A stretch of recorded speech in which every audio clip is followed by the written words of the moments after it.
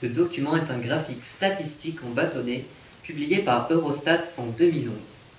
Il aborde les sorties précoces du système scolaire après obtention du brevet des collèges dans les pays de l'Union européenne pour les 18-24 ans.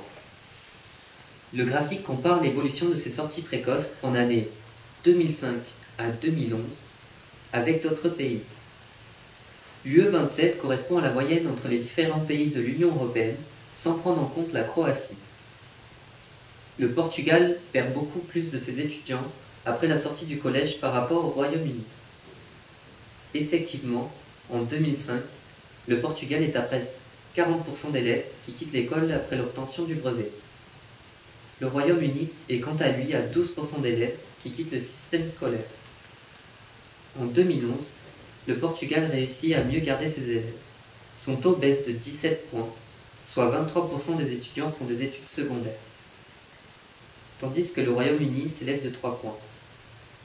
On remarque que le Danemark suit la même tendance que le Royaume-Uni. En 2005, le taux du Danemark s'élève à 8% et en 2011, ce taux augmente de 1 point. Le Danemark et le Royaume-Uni subissent tous les deux une augmentation de la part des élèves qui quittent le système. La France, quant à elle, se démarque de la moyenne des pays de l'Union européenne. En 2005, le taux français est à 13%, tandis que la moyenne européenne atteint 16%.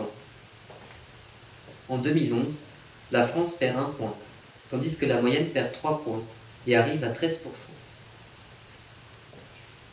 La France a alors subi une faible baisse de son taux, ce qui montre qu'elle parvient de plus en plus à garder ses élèves et se place sous la moyenne. Ce pourcentage varie beaucoup d'un pays à un autre.